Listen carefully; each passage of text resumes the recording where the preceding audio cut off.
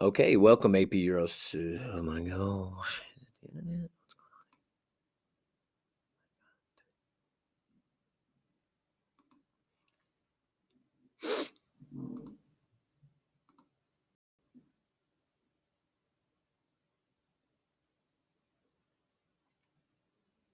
All right.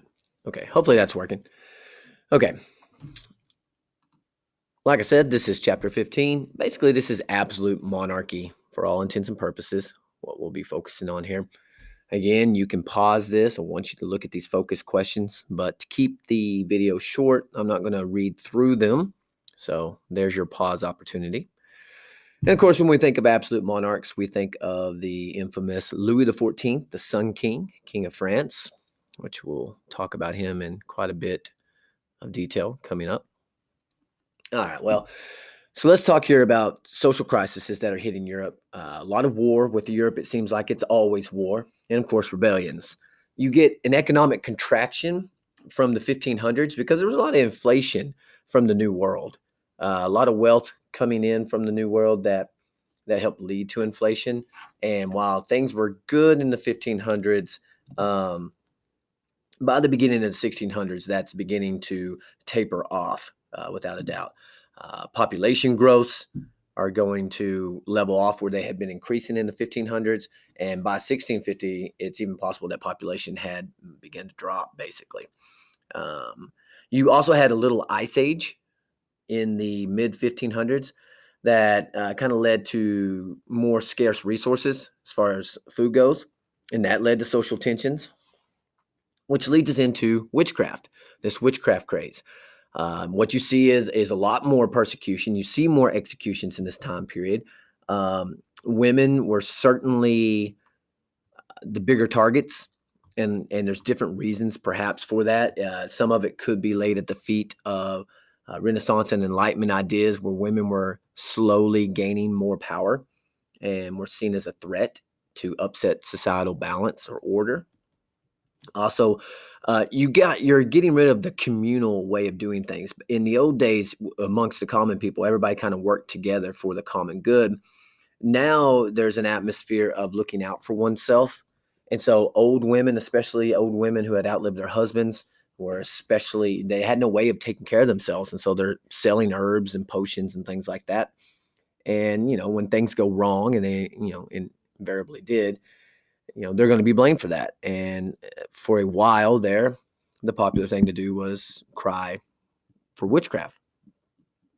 Now, it is going to decline by the end of this as people are moving away from religion and more towards a secular outlook on life. The notion of witchcraft seems far more silly. And so thankfully by the mid 1600s, the witchcraft trials are on the decline, although in 1692 you still get one over in New England, but still, and you don't have to write all of this stuff down. This is an incredible amount of detail for a something that you just really need to know the big idea of.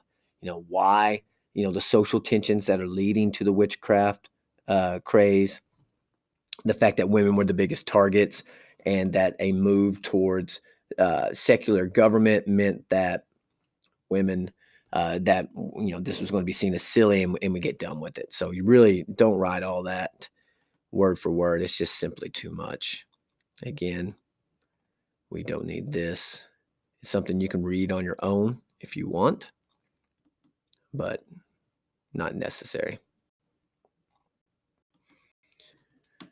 Here you can see some unfortunate. I mean, these women, and there were some men, but mostly women, are being tortured into confessions. They're being burned. They're being drowned. They're being stoned. I mean, it's just terrible, terrible. And here it's midwives helping a woman in labor. Why would midwives be accused of witchcraft? Well, we know that its infant mortality rates are very high, and grieving mothers and fathers are going to be looking for someone to blame, and the poor midwives are going to catch that. And then you've got these, you know, again, Satanist cult stuff like that. We've got all kinds of shows about witches today. Okay, so let's get beyond that. I think that's plenty to know about the witchcraft craze going on, the trials. All right, so let's look at the 30 Years' War. Pretty much the war to end the religious wars that we've talked about in the previous chapter. What you have is this issue mostly within the Holy Roman Empire, which is, some 300 semi-independent German states that constitute it. And it's going to be 4 phases of the 30 Years' War. You can see them there. And we'll go through them a little more detail, I believe, down here. Let me double check, make sure. If not, I'll keep going. Yeah, that's what I thought. Okay. All right. The outcome of the war, very, very important. The Peace of Westphalia, which will grant religious, this ups the Peace of Augsburg. The Peace of Augsburg in 1555 is one of the main reasons why the 30 Years' War eventually breaks out, because it had not granted freedom to Calvinists. It allowed you to be Lutheran, it allowed you to be Catholic, whatever that prince chose, but it didn't set aside anything for Calvinists, and there's a large group of Calvinists there, and so this is why it breaks out. It's also virtually the end of the Holy Roman Empire as a state body, and then the social and economic effects of the 30 Years' War are debated. So we'll talk a little more detail here. Again, fragmented Germany. It's Europe's highway for trade and travel at a huge central location there. Remember, the Peace of Augsburg gave sovereignty to those princes that are running things, but they're, like I said, some of them are Calvinist. After the Council of Trent, Protestants were afraid that Catholics would attempt to recreate the Catholic Europe of pre-Reformation times. They're still nervous. There's so much uncertainty about religion in this time period. You got religious divisions in the Holy Roman Empire, Catholics, Protestants. You have divisions between liberal and conservative Lutherans. You have divisions between Lutherans and Calvinists. Everybody's divided. Everybody seems to be against each other. You've got Frederick IV, who's a Calvinist, and he's going to form something called the Protestant Union. It's a military league. He's going to take on the Holy Roman Empire. To the south, he's got the Duke of Bavaria, whose name is Maximilian. He's a Catholic.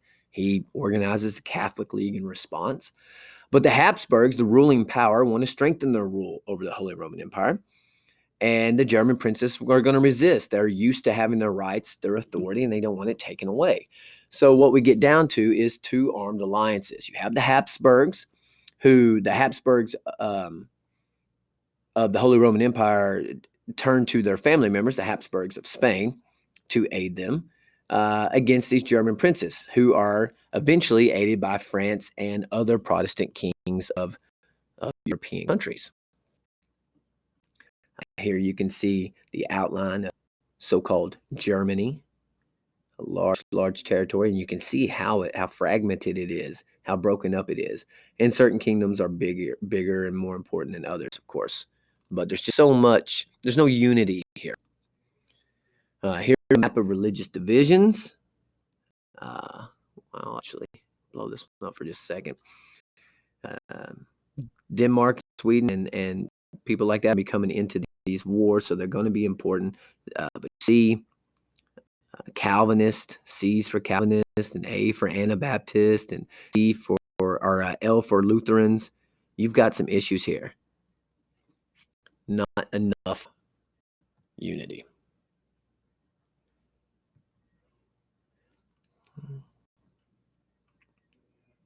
There you go, Holy Roman Empire. They're going to be allied with Spain, Habsburgs, the Spanish Habsburgs, and here's the Austrian Habsburgs part here. Okay. All right, so in the first phase, what we call the Bohemian phase, you get Bohemian nobles revolt against their king, who is Archduke Ferdinand. They want to re-Catholicize Bohemia. This is going to be a problem. And so Bohemians seize control and elect their man as ruler, Frederick IV. So what you have is Frederick IV, and this is kind of confusing because they both start with F's. Frederick IV versus Ferdinand. All right. Spain comes to the aid. They defeat the Protestants. Spain invades the Palatinate. Frederick flees to the United Provinces. So Spain attacks the Dutch again. Winner is Team Catholics. As you can see, Habsburgs rule. Really, you'll see the Catholics win a bunch of this, but in the end, we'll sort of lose the war. And this will take us into the Danish phase. Well, maybe. Works sometimes, and sometimes it don't. Here's the window where some people were tossed out of. All right, so Danish phase. King Christian IV of Denmark is our main guy. He's a Lutheran, so he wants to help the Protestants of Germany against the Catholics. Meanwhile, the Holy Roman Emperor Ferdinand, he doesn't trust Duke Maximilian, who, although is Catholic, so he hires a Protestant mercenary, Wallenstein, to be general of his armies. He beats King Christian. He takes Baltic ports, so it's bad for the Danes because they lose a lot of their power and supremacy in the north because of this part of the 30 Years' War. Ferdinand issues the Edict of Restitution, but German princes fear he's too powerful and force him to fire Wallenstein. In fact, I believe he has Wallenstein assassinated on his orders. The Danish phase, basically you have, England comes in on the side of Christian, the United Provinces come in on the side of Christian, this Danish king, but the Catholics are going to still end up, so they are 2-0 in the phases of the war. But the war's not over. It's not going anywhere. We get a third phase, the Swedish phase. This one, King Adolphus of Sweden, he's a Lutheran and a military genius who forever changes warfare. He has fantastic tactics that he uses. He invades northern Germany and he chases the Catholics all the way into central Germany. Wallenstein hasn't been assassinated yet. He's retired, but he will eventually be assassinated. In 1632, Sweden wins at Lutzen, but Adolphus is killed in the battle. So they win the battle, but they lose their man, the main guy. And there, Ferdinand has Wallenstein assassinated. Shows the war's real motives are greed and politics. It is very much a worthless war. It has no point to it. It is quite silly.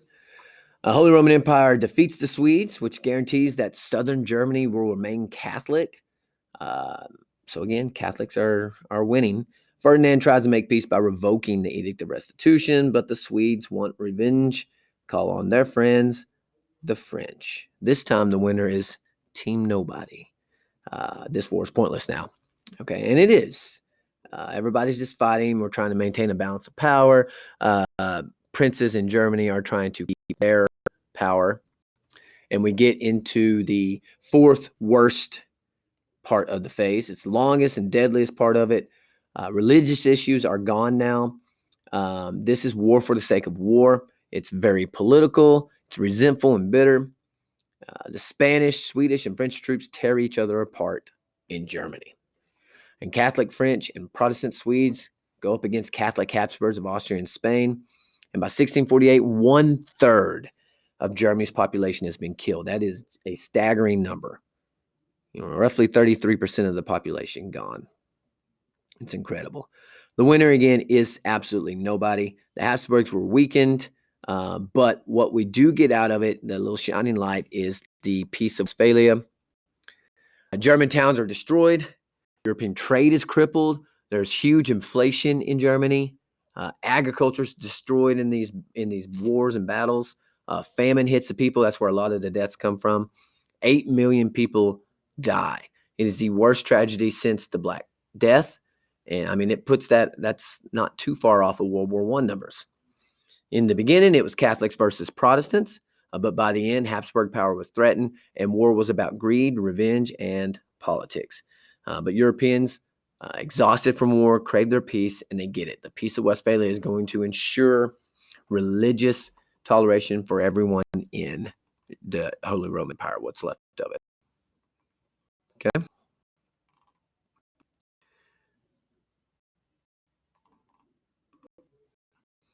Miseries of war, people hanged. That's all pretty terrible. Princes could determine the state religion, but individuals were allowed to practice their own faith. Calvinists are free to worship, but it did not apply to the Austrian and Habsburg lands, which was in yellow back on the map.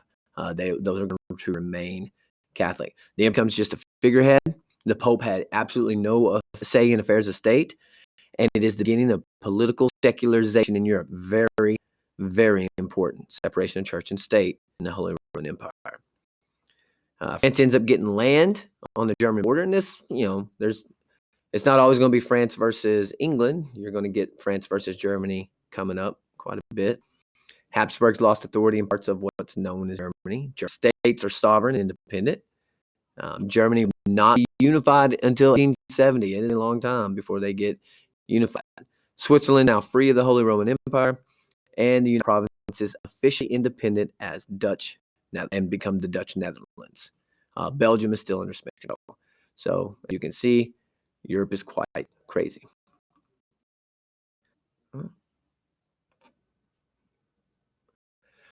Okay, so that gets us up to really our military evolutions we talking about.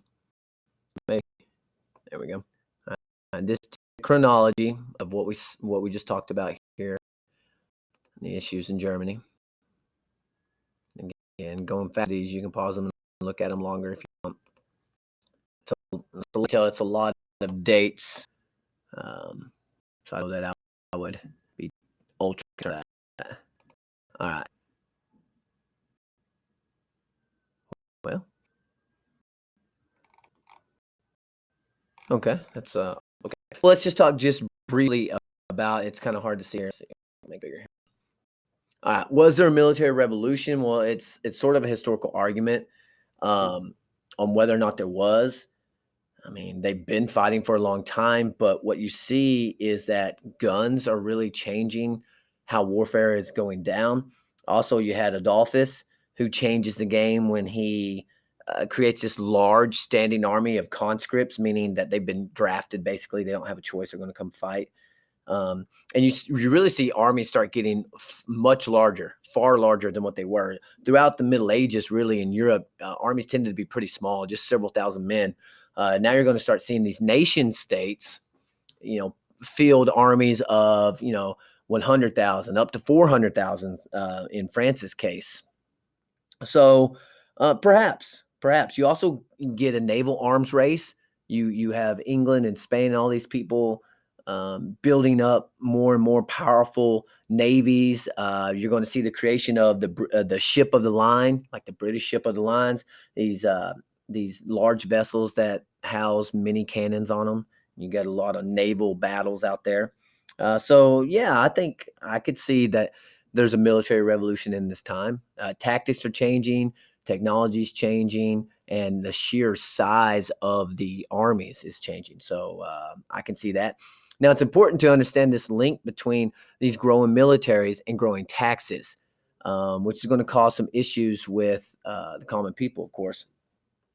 If you're going to have a large standing army, you've got to pay for it, and it's going to take taxes to do that. Rebellions and revolts, again, these are going to come because the monarchs are really trying to extend their power more so than what monarchs had in the past.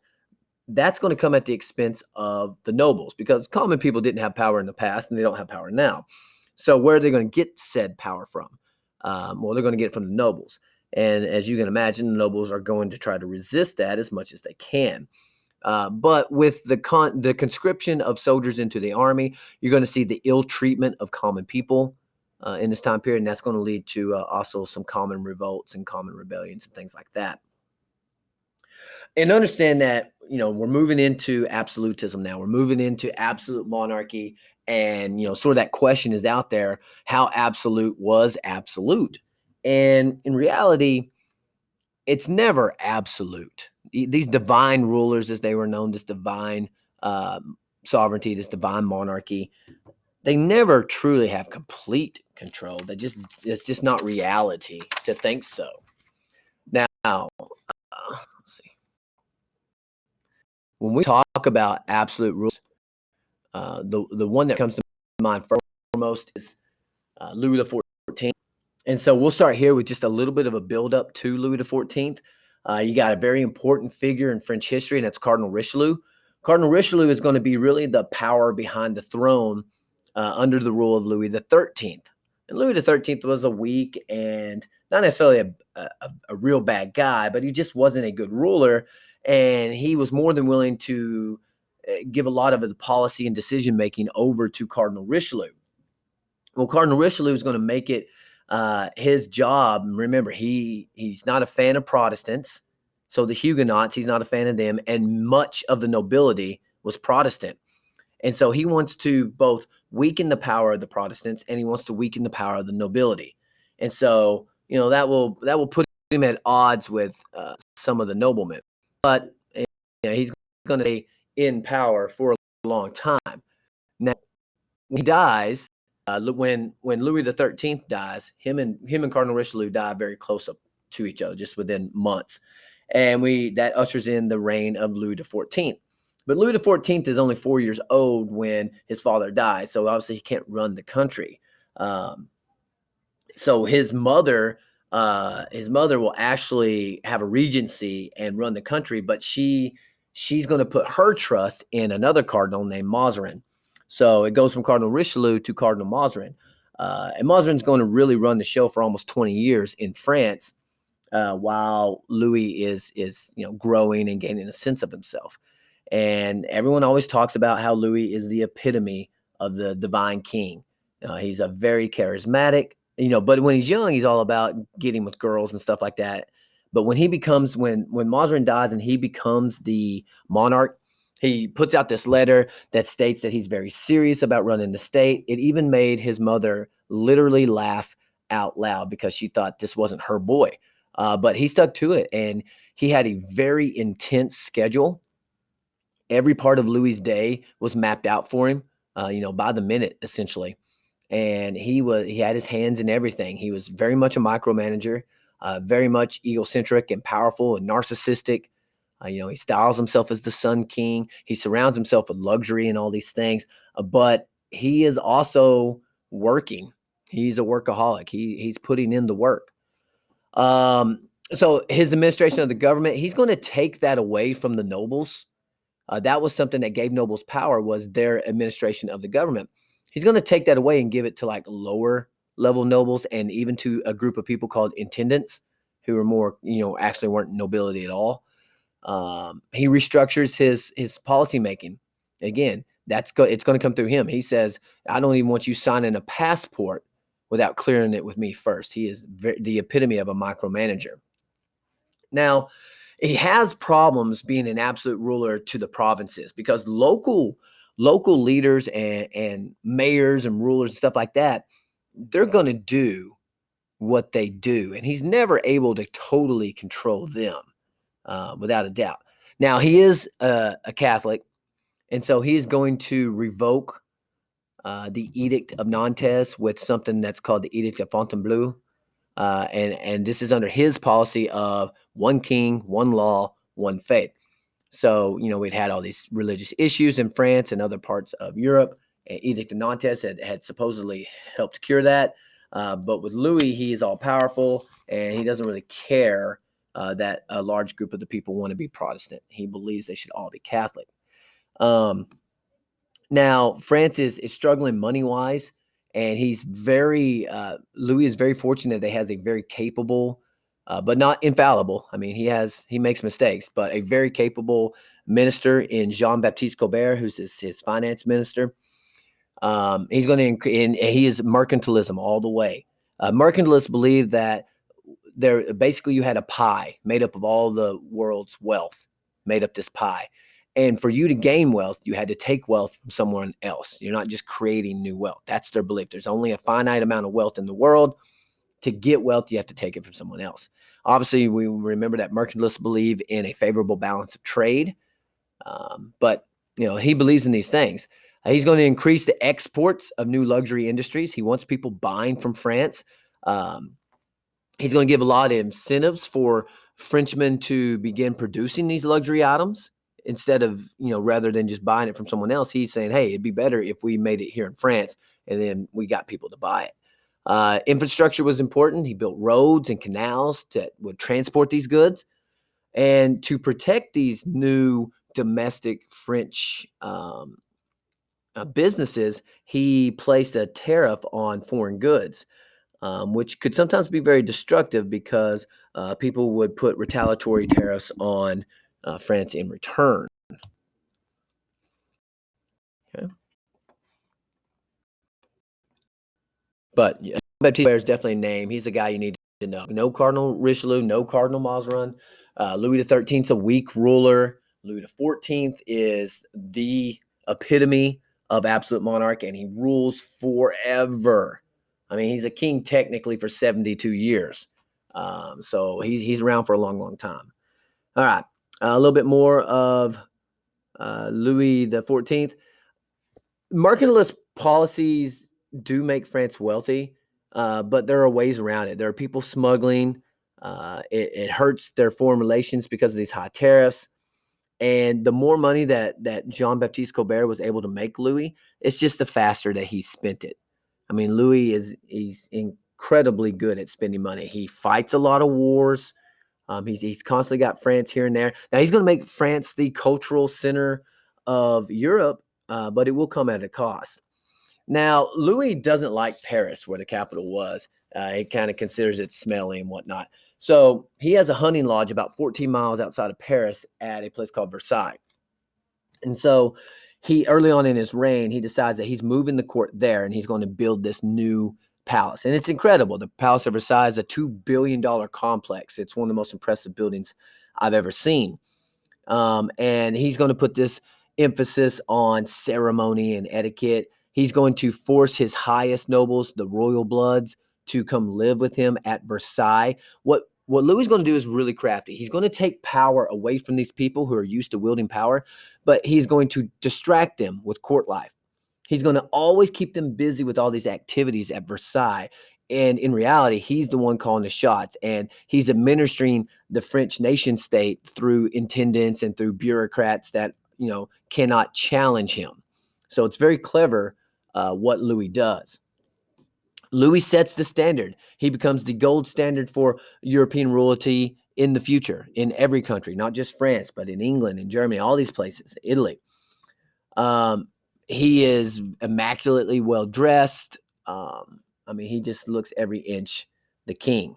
Bread and circuses, sort of a Roman idea here. Entertainment and distraction equals total control of nobility. That's what he's doing. He's where he wants. Again, his nickname is the Sun King. This part right here is a global perspective. It's just comparing his power and prestige in the West versus the power and prestige of Kangxi, who is ruling China during one of its very high periods. So some similarities there. And then it goes on to show France's modern president, our president, things that aren't super us. With Louis XIV, realized that he constantly embroiled in war, which is going to drive up taxes. But he does set an enormous professional army, 100,000 people in his army during peacetime. That's unheard of. And 400,000 during wartime. So very, very large numbers. His first war, every time he does something, there's a triple alliance to rise up and beat him back. So his wars are not very, they don't gain much for France because Europe has that balance of power thing. He invades the Spanish Netherlands, and the Dutch, English, and Swedes ally against him. He would sue for peace. He did gain a few Belgian towns, but at what cost in lives and money? Fights the Dutch. Basically with him, you just need to realize that they always rise up. It's sort of like Napoleon is big and scary. People's going to rise up and ally against him. Here you have another war, the War of the League of Augsburg. So he gains a few things in the Holy Roman Empire, but they create an alliance that goes against him. You don't have to write all this stuff. Just, the big idea here. He gets involved in the War of the Spanish Succession. Charles II of Spain, he was this inbred, sickly Habsburg ruler who had no kids. And when he dies, he leaves the kingdom of Spain to the grandson of Louis XIV, whose name is Philip V. The problem here is you're looking at a unification possibly of the French throne and the Spanish throne, and that is way too full. So a new coalition up against Louis because no one wants all that Bourbon power, all that French power. And you would get some fighting going on here that would end in a treaty, the Treaty of Utrecht. Philip V is confirmed as the King of Spain, and the Spanish Bourbons, they would be called the Spanish Bourbons, are the monarchs in control even today in Spain. So the thrones of Spain under this treaty would forever be separated. And then you get these little things, Austria gaining this area and whatnot. The big idea is that it's going to separate the French and Spanish thrones, and that's going to keep us from either one having too much power. That's the most important thing. It also ends the Spanish Habsburg line because now the Spanish throne will be in. Yeah, inbred to me. And then there's Bourbon in Spain. Picture of the Palace of Versailles. Obviously, you guys have looked at it in closer detail in years past, and that's just a small portion of the building. The Hall of Mirrors here. I mean, it's an incredible structure.